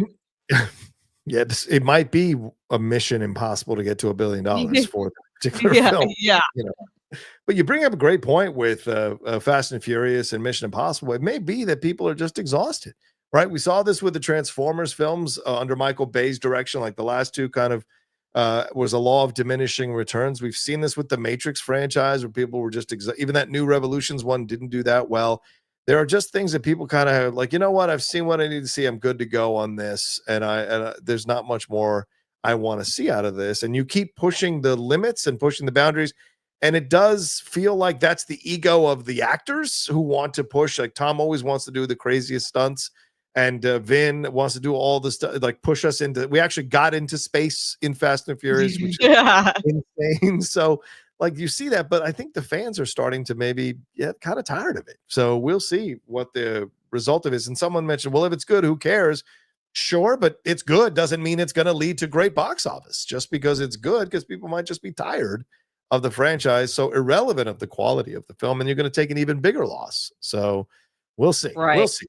Yeah, we'll see. I think with action movies too, there's something to be said about that first wave of moviegoers, because I feel like if anyone can ignite moviegoers on a first watch and then get more people, it is Tom Cruise. Like I remember watching Top Gun Maverick and just being like, holy shit. Like I called my entire family, like, get to the theater. So if he does something like that, then I could see this breaking $1 billion, but it would need to let's I hope for it. Yeah, why not? Yes, it would why be not? Great. We'll see. All right, well, that's all the stories for today. Let's jump into these super chats here, Steph. I don't know how much time you've got, but let's run through these as quickly as we can. Derek Johnson, thank you, Derek Johnson. Always good to see you, brother. Sending in your support here to start off our show. You are the best, Derek. Thank you so much. Gopal coming in. What's up, Gopal? He says, this morning I saw another flag flying upside down and my brain flashed to the Redford Gandolfini movie, The Last Castle. I need to revisit that one. What? People flying flags upside down? Interesting. Do you remember The Last Castle, Steph? Do you ever see No, I don't think I've seen that. Yeah. Yeah. So I think it was in the early 2000s, that film. And I think Mark Ruffalo's in that film. But yeah, they're all like in some prison and they have to, or they're prisoners of war or something like that. And they have to figure out how to get out of the situation. So interesting. Okay. All right. Thank you, Gopal. Sean McCabe says, yesterday felt like a nerdy battalion ruck march. Right, because it was 5.5 hours. So a nice military reference there that you had to march. What's a ruck march? Well, in the military, in basic training, they do this. They train you up physically that near the end of basic training, you have to wear a 50-pound pack on your back and walk, I think 6 miles or 10 miles. So it's the whole day you're walking and marching in the boots, in the whole full camos. So it's about to it's testing your endurance and testing your strength and how much you can handle. And it is an all-day march. Like you start at like 8, I think, and then we got to base camp at 4 or 5. So it's an all-day marching Damn. that they do to test your endurance. Yeah, and I'm sure. And I'm guessing no music. Other than no our chanting, no AirPods. no AirPods. Nothing. Yeah, that's tough, my guys. That's tough. Yeah, I had blisters all over my feet after that. Oh my gosh, yeah. It was not pretty. Chris A said, thoughts on Daredevil getting his DDs in leaked season 2 photos. Yeah, but I mean, is it that big of a surprise that you see the DD logo on his chest? I mean, it is Daredevil, so you knew it was coming eventually. So I don't know, Steph, it doesn't seem like that big of a thing to leak. No, I don't, but yeah, everyone cares about something a little different with characters we love. That's true. That's true. King of the Wicker People says, support, gonna watch on rewatch. Good luck. Thank you, King of the Wicker. Thank you. Mike Joyce says, I'm loving Daredevil so far. I'm surprised to see people complaining about it. What do you think of the series so far? I like the slow burn pace. Steph, what do you think? So we're not on it because I'm catching up Harry to the prior 3 seasons. So we're going to just get to it probably when we can binge all the episodes. So, okay. But yeah, I don't mind a slow burn pace. So it feels like I'm going to like it. I'm excited to get into it though. What about you? I think with Darren, we did our review yesterday on the Geek Buddies of the last 2 episodes, which is up on my channel. And my feeling for this is that I'm enjoying a lot of what Charlie Cox is doing, but I think there is an uneven quality to the series overall that it skews a little bit unrealistic and a little bit softer in certain things, and it undercuts some of the more brutal aspects of the show. For example, there's a certain person who is taking blood out of a young teenage girl in the last episode, and I'm like, wow, this is pretty brutal, but everything that led up to it was a little kind of mealy mouthed, so it doesn't really hit all the emotional beats you want it to hit, so that when you get to that reveal, you're like, oh my God. So for me, it's a good series, but it could have been a great series, and it's not quite hitting the heights that I was hoping it would hit. So that's my thoughts on that. Mike also says Rachel is such a good actor apart from Shazam too. Well, I mean, no, I don't know if I ever watched Shazam 2. Oh, really? Yeah. I've seen the first one, but that's funny. I mean, yeah, most people turn in a not great perfect performance in their career.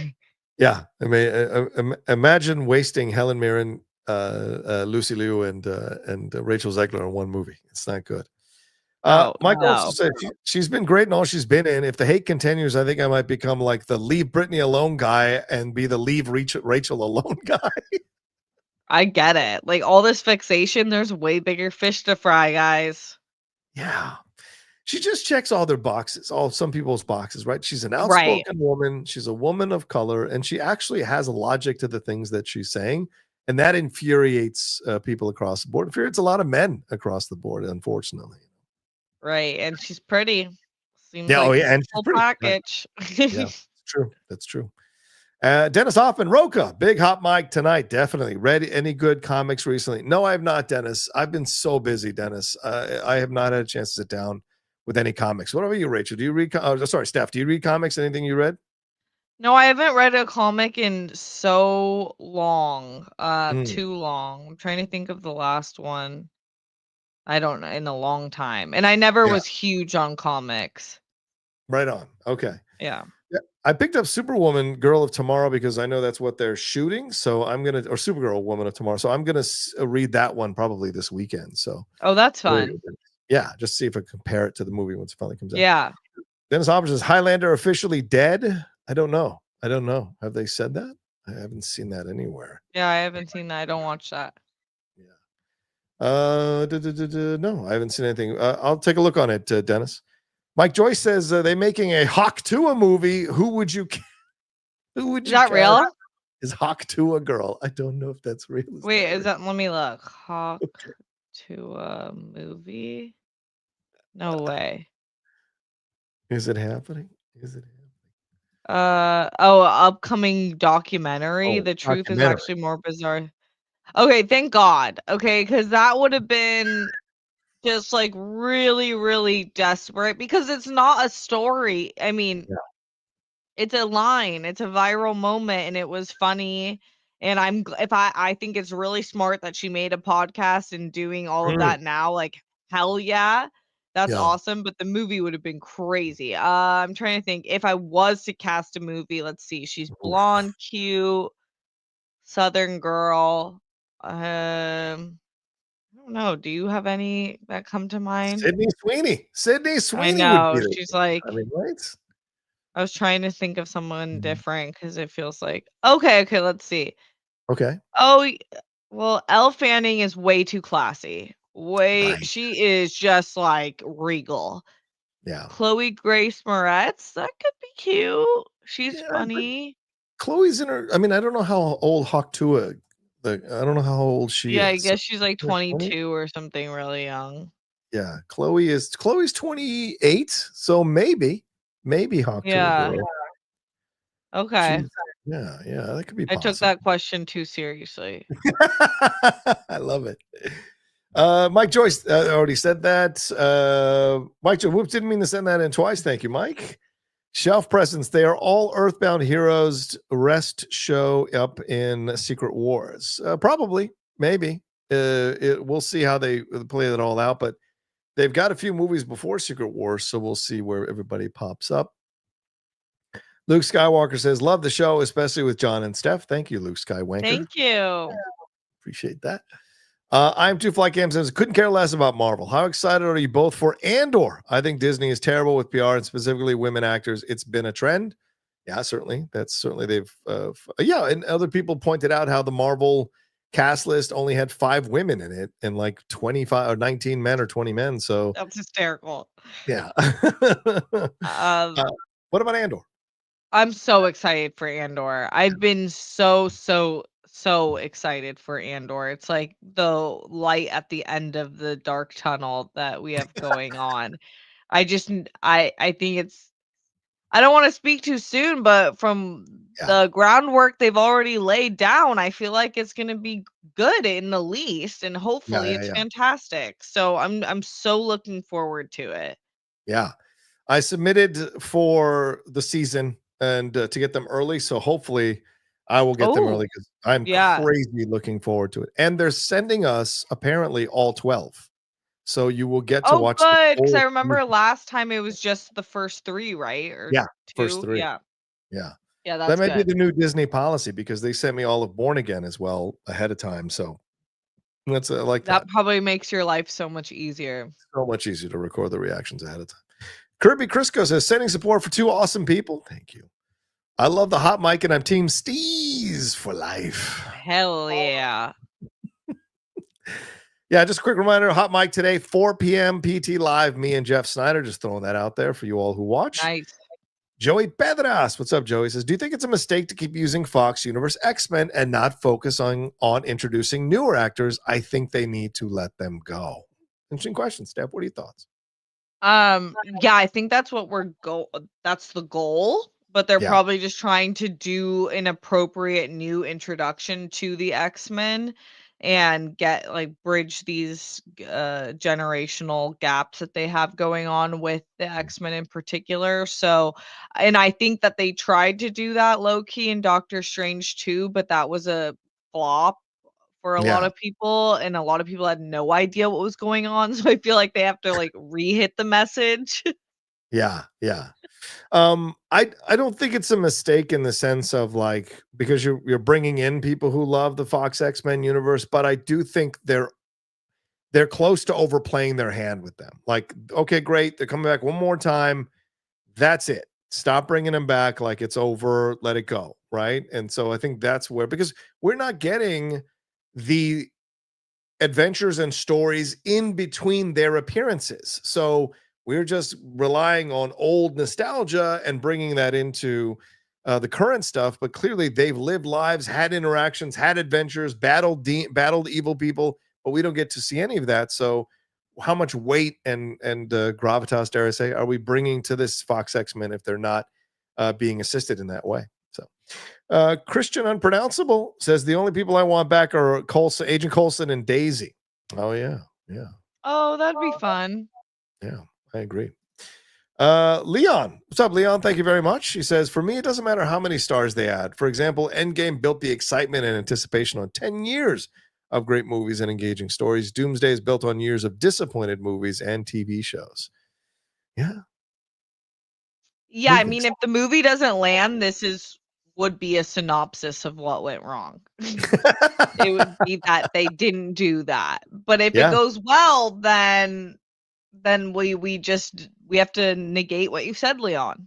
Yeah, 100%. Yes. But yeah, I mean, this is their chance to kind of maybe right the ship, because people always say it's not always how you do things, it's how you end things that people remember. So if they end it well with Doomsday and Secret Wars, then people will kind of revisit or reassess those previous films a little bit, I think. Felix says new PTA film looks amazing. Yeah, I know they dropped a new trailer today. I have not seen it. Did you see it at all? I haven't seen the trailer. No, but that's exciting. Yeah, I agree. Corn Emperor says 5+ hours was ridiculous, horrible idea and execution. All right, Corn. There you go. Yeah, I hear you. I mean, I don't think I could watch 5.5 hours of anything. Good point. Ewok says, instead of RDJ, imagine if Denzel Washington or Tom Cruise was sitting in that last chair. It also might have been worth the 5 hours. That's fun. I think that they really love their OGs and like don't know, like it's like to them, which I'm not saying is a bad thing, but we'll see how the movie goes, but it's like they are Marvel, and RDJ is, I think they think this is exactly who the fans want, and we're just going to focus it around him. So we'll find out if that's real or not. Yeah, 100% agree with that. Gopal says, I can't imagine watching the Marvel stream. Well, 7 million people did. So we all have different kinks, Gopal. There you go. I'm with you, brother. Peter Kalenko, as am I. I didn't watch it either. Peter Kalenko, thank you, Peter. Very kind of you. Dennis Hoffman says, jumped in and out of Kristian's stream. Coy was then Jeff, then Winston. Felt like a fun telethon. Marsden gonna pop post JD and Sonic, iconic in my house. There you go. All right. Oh, I didn't know Jeff popped on there. That's cool. Yeah, that's Marsden's fun. I need to see the new Sonic movie. I heard it's the best one of the three. Yeah, right. Yeah. I've not seen it yet. No, it's on Paramount Plus. I've not seen it yet. I got to catch up for sure. Mike Joyce says, if there's no Scrappy Doo, we riot. Okay. King's Sport Cow says, don't come to my house, Rocha. Absolutely. Well, he sent in a super chat, so I won't. So you're good. You're good. Safe. Yeah. Gopal also says, I was out all morning and early afternoon, then came in at 3:30 and skimmed through Kristian's stream over like 90 minutes. That was enough time for me. Yeah. That sounds smart. I feel like you have an effective schedule that I would adhere to. Peter Kalenko, Andor season 2 looks great. If it delivers, and I think it will, can you consider the 2 seasons and Rogue One as trilogy that rivals the OG? Wow. Also, will you guys be doing reaction with Cinepals and Geek Buddies? You can speak to Cinepals, Steph. I know we'll be doing stuff on the Geek Buddies for it, but yeah. What do you think, Steph? 2 seasons and Rogue One, is that a trilogy that you would put up against, even though those are TV series versus movies? It's a cool thought, and I love where your head's at. I just don't think it's the same thing. And so to me, it's like a non-starter. But do I think it's should be considered as one of the best stories being told in the Star Wars universe? Absolutely. I think that I love Rogue One. I love season 1 of Andor. So if season 2 delivers, then that will be a great Star Wars story, which it feels like that's been their goal, is to create Star Wars stories that are outside of the original trilogy. But to me, I don't think it's possible. I wouldn't say that, because anything's possible. It will Mm. be so hard for any franchise, but specifically its own franchise, Star Wars, to beat the original trilogy because it is like one of the best, top 3 trilogies of all time. Yeah. Everything Steph said. I agree with it. Are you going to be doing reactions with Cinepal, Steph, or no? What do you? Oh no, I don't. I look so forward to watching them as soon as they come out at home. I can't. I can't. Yeah, I can't. Derek says there can't be only 27, Rocha. I gave you over 20 myself before the show started. Oh, okay. So there must have been a lot of support from you on that side, Derek. We only had the first 4. So I'll take a look. I'll take a look when we're Okay. done so we get a proper number Thank here. you. Yeah, that would be a lot better than because we're at 49. Yeah. Thank you, Derek. Very kind of you. Gopal says the SMG movies were good, but I've never been able to stomach an animated Scooby-Doo show without the original voice cast. Well, I mean, I think they're all dead, the original voice cast. So Yeah. yeah. But okay. Good to know, Gopal. Gopal also says, okay, OG Scooby reruns were a mainstay on Channel 5 or 20 in DC when I was a kid. Yes. I grew up in DC as well. Channel 5, Metro Media 5, and Channel 20 WDCA. Those were the stations you went to watch the Little Rascals, to watch Scooby-Doo, to watch all kinds of stuff. So I hear you, Gopal, for sure. Yeah, that's great. I didn't know you grew up in DC, bro. Gopal also says, luckily Sydney didn't have paint to paint on her overalls, or even the bad guys wouldn't have gone after her. Didn't have paint on her over. Oh yeah, good point. Hysterical. Peter Kalenko says, make Scoobs into a series with True Blood for a spooky vibe, White Lotus for location change drama vibe, following digital nomads riding in a camper van. That's fun. Yeah. Maybe a Texas Chainsaw Massacre approach. Yeah. Yeah, that's fun. Trey Porter says, good afternoon, guys. Steph, great reaction to From Dusk Till Dawn. You and Kristian's face to the twist was priceless. LOL. You guys, this movie was insanity. You can so clearly see when one director took over, when it was Quentin Tarantino's half, and then when it was Robert Rodriguez's half. And that was the most stunned I think I've ever been in a movie. I couldn't believe it. Yeah. Great points. I remember being in the theater when that thing came out. It was insane. It was insane to watch it there. Gopal says, I grew up with Eddie Murphy, Buckwheat for the Little Rascals. Yeah, on SNL. That was funny stuff. Yeah. Fillmore Podcast says, my bad. Sorry. Okay, Fillmore, no worries. I'm too like, as long as Scooby isn't as bad as Avatar, I'll watch. Like Avatar, the last Airbender movie, or Avatar James? Yeah, I think maybe James Cameron. I don't know. What? Yeah. You got to be specific. I am too fly cam. You got to be specific. Who are you talking about? Yeah, because one I can hear you out, the other is no. Blasphemy. Yeah. Jonathan Rodriguez says, I don't care that Rachel Zegler is young and talented, and Latina, old, rich, poor. I came from a troubling past, male, female, or whatever label she wants to put on herself. She's not immune from accountability and dumb action, man. Yeah, nobody is saying she's immune. Who said she's immune? But we said we're not sure. We said like she has a right to say what she wants to say on those red carpets. You can have an issue with it, but clearly a lot of people are supporting her for using her platform to express her points of views politically. So no one's saying she's immune from it. I don't know why you're getting that. Did we say that, Steph? No, we didn't. And she never put any labels on herself other than just existing.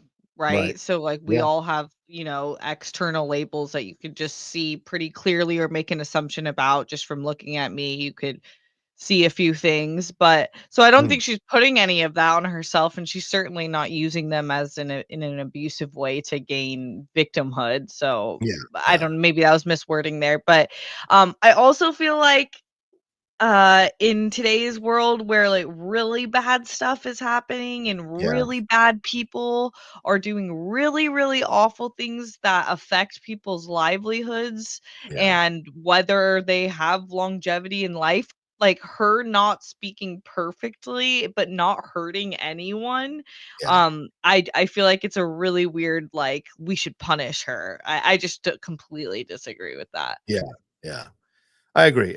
That's the thing. People speaking out more about stuff that's going on, that should be what's happening with the platforms that people have if they want to use it that way. Yeah.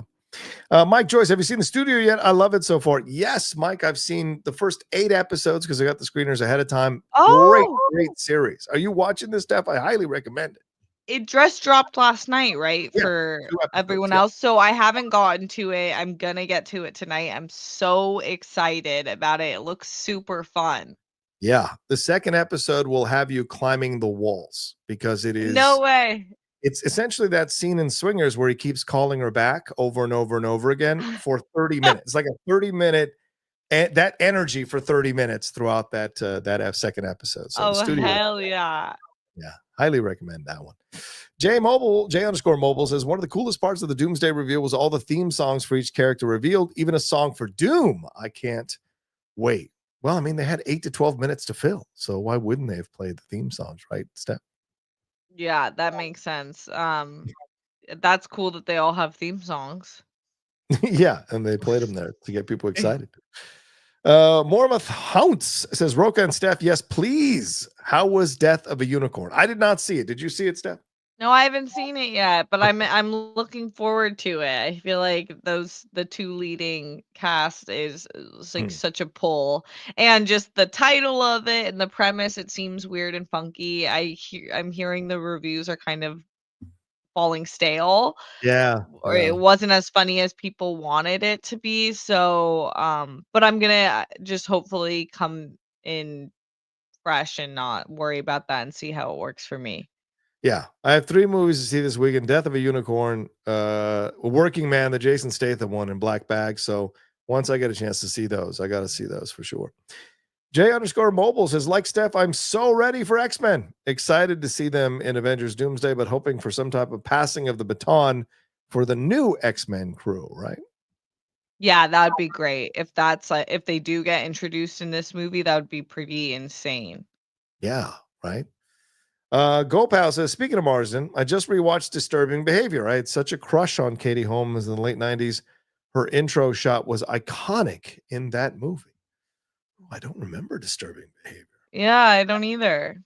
He was in was he the guy? Oh yeah, I guess it is James Marsden with Katie Holmes. Oh wow, he's so young. Look at him. And Nick Stahl, the dude from Terminator Rise of the Machines.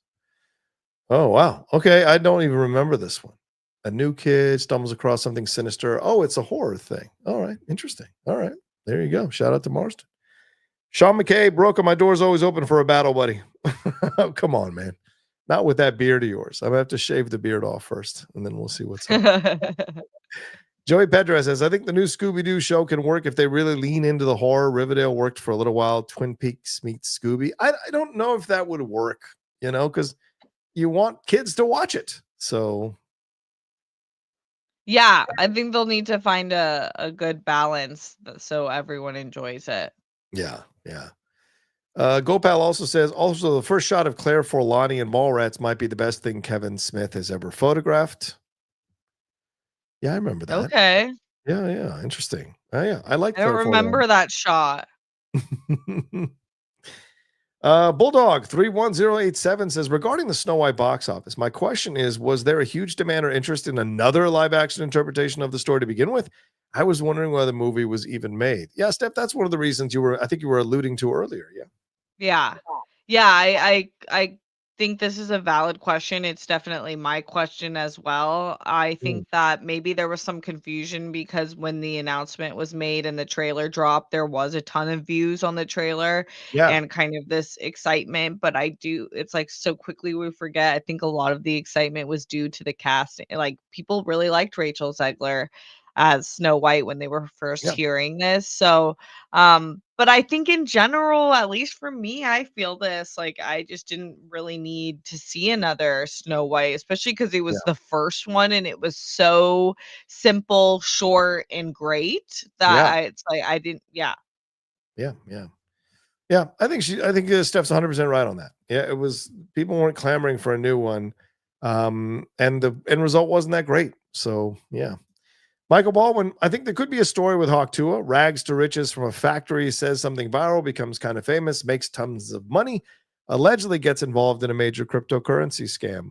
Yeah, I think down the road we're going to get a series, right? There's the one that's out now with Caitlin Deaver. I can't remember the name of it about Oh the yeah, apple cider vinegar. yeah, apple cider vinegar, the girl in Australia who had lied about her age or wouldn't tell Yes, the truth. I Yeah, think I agree. There could be a show down the line for sure, especially if there's a major cryptocurrency, but I think it will be yeah. more like an homage, like it was based on this, but I don't think Mm, it's like should be called Hawk Tuah or whatever or I don't think it should be a biopic. I think it's just like this is like like you read like, "Oh, that's crazy history fact that happened. Like let's make a story out of this and kind of yeah, change it a little bit." yeah. Agreed. 100%. Peter Kolenko says Nick Frost cast as Hagrid. Great choice. Who would be your Sirius and Voldemort? Well, I don't know. Is that official? I don't think is the Nick Frost thing official. I think it's just rumors right now. So let me look that up real quick because I don't think that's oh no, Yeah. no. Deadline reported it. Yeah, okay. Poised to play. Which one? Okay. Okay. So HBO declined comment. So it's not 100% assured, but it's a great choice. It's a great choice if he is their choice. Sirius and Voldemort, I don't even know. What do you think, Steph? Is anyone who could step in the shoes of Gary Oldman, for God's sake? For Voldemort, you mean Well, Sirius Ray Black. Fiennes?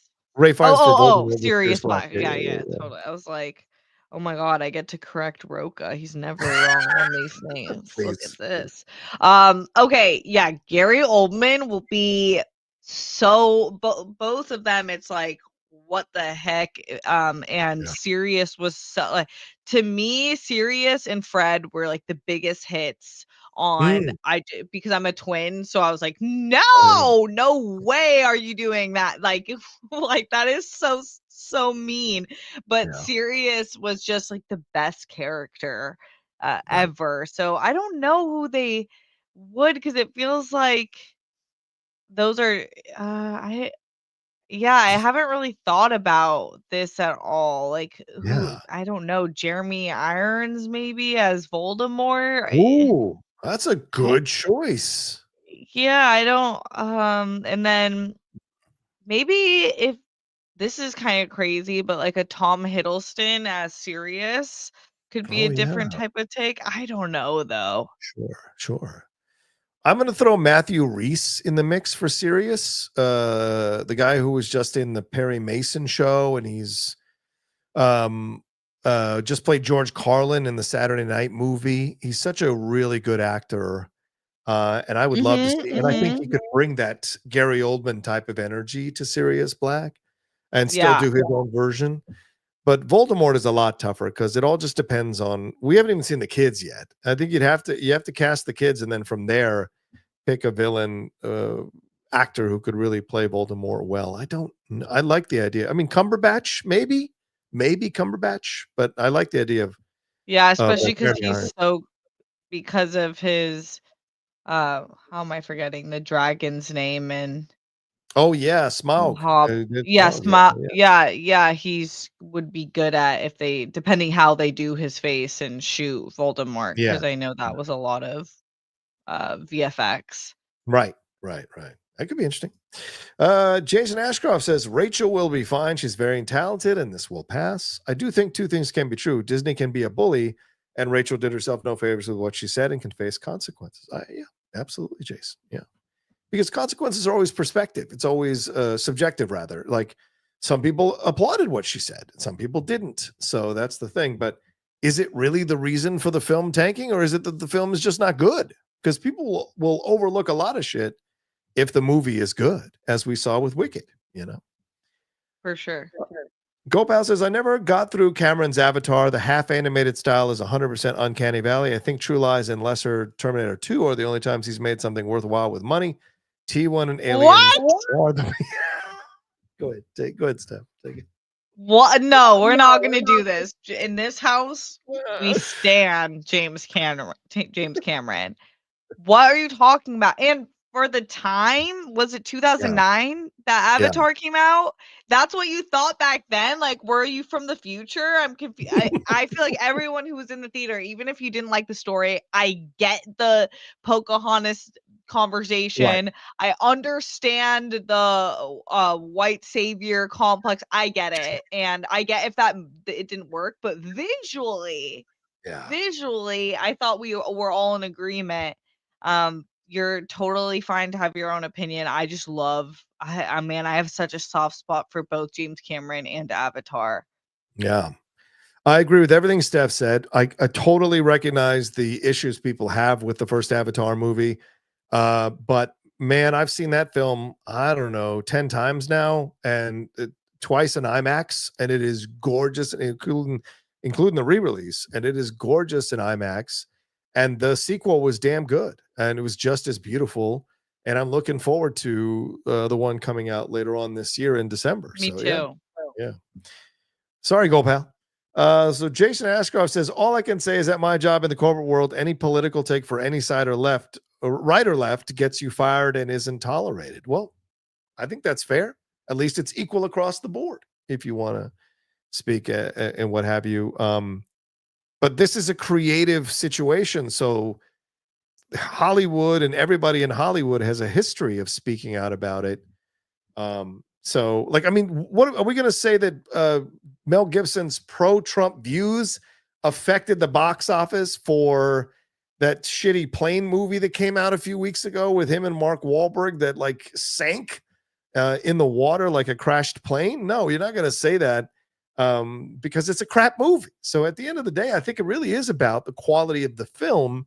And yes, does some of the comments affect some people for going? Probably, but all of that can be overridden by a damn good movie, and neither one of those were, Right. Flight Risk, I think is what it was called. Jason says, just my perspective. I'm not right or wrong. I'm just sharing that I don't think either Disney nor Rachel are victims at all. Okay. Yeah. I mean, I think we're like constantly changing the goalpost of what we find offensive or what an actor or an athlete should or shouldn't say. And then so you're mad if they don't say something, and you're mad if they do say something. But at the end of the day, these are all individual people who have the right to say what they want. Yeah. Yeah. Simon Section says, John, Steph, I'm curious, what are your plans for April 5th? I'll be at work, hopefully super chatting with either one of you. Why is April 5th an important day? What's April 5th? I'm like so behind. I don't know. Something happening? It's a Saturday. April. All I have in my calendar is that I have to pay bills on the 5th. April 5th is the 95th day of the year. That's all I'm finding. Anything else? Yeah, I don't know what else it would be. But if it's Saturday, I'm having a good time.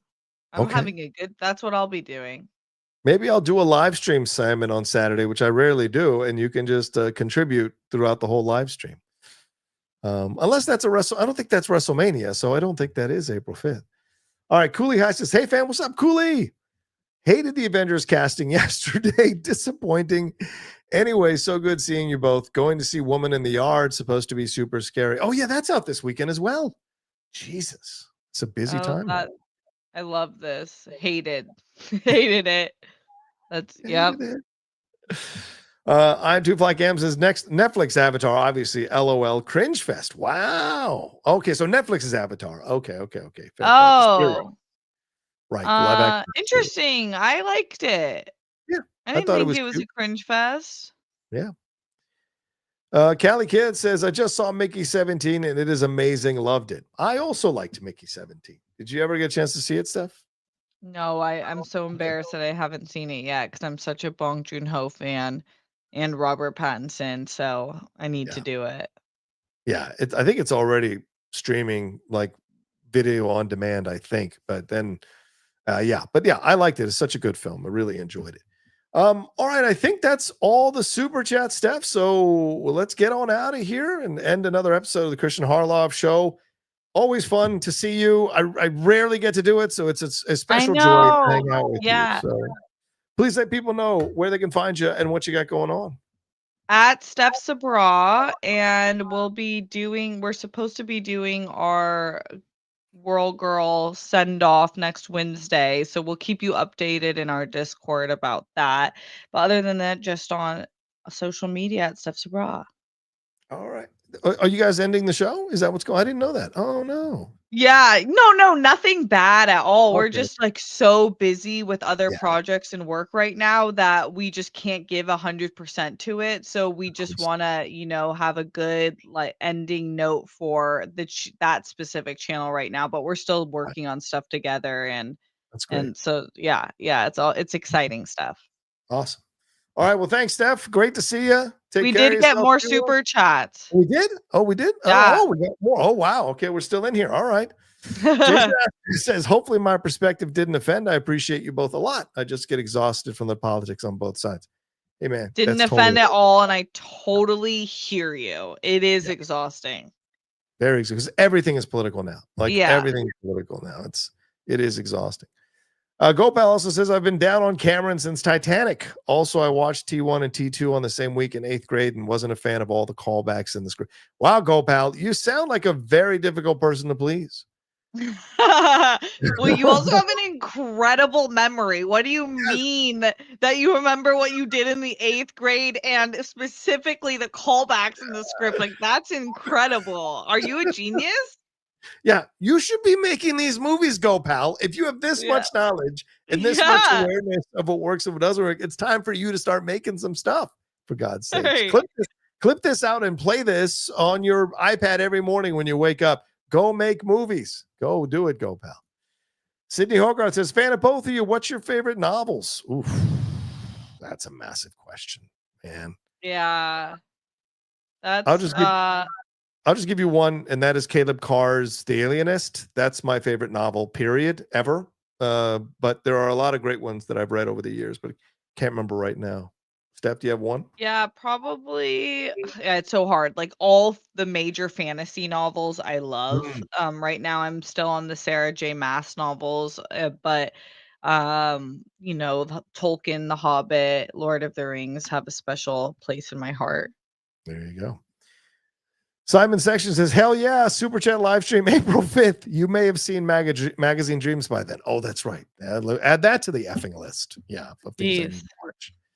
I'll be at a Regal Cinema all weekend. Gopal says, I actually like most movies, but T2 didn't click for me. All right, Gopal. But it's grown on me since. Okay. All right. You're in the Well, there. we did it. Now we did it. Now we did it. Now we're done. Okay. Thank you, Steph. You already said your goodbye. It's great to see you. Love you madly. We'll see you soon. All right, everybody. That's it. That's the Kristian Harloff Show. Thank you so much for hanging out with us today. It was a real fun to talk about all these subjects with one of my favorite people on the planet, Steph Sabraw, who I rarely get a chance to hang out with. So it means so much that I got a couple hours with her today. Hope you all enjoyed it. Hope you all like the things we had to say, and whatever your thoughts are, leave your comments down below. Hit a like on the video as well. Subscribe to the channel, and don't forget all the reaction videos that Kristian Harloff has up on his channel now that you all can enjoy and watch. And don't forget to patronize the companies that support the Kristian Harloff Show. There, we played you a couple of clips there earlier in the show for DraftKings there, and all the other stuff that gets promoted here on the Kristian Harloff Show, because that's how you show your support for the channel and for the show itself. What else was? Oh yeah, and Stitch Fix. Those are the two there. So DraftKings and Stitch Fix.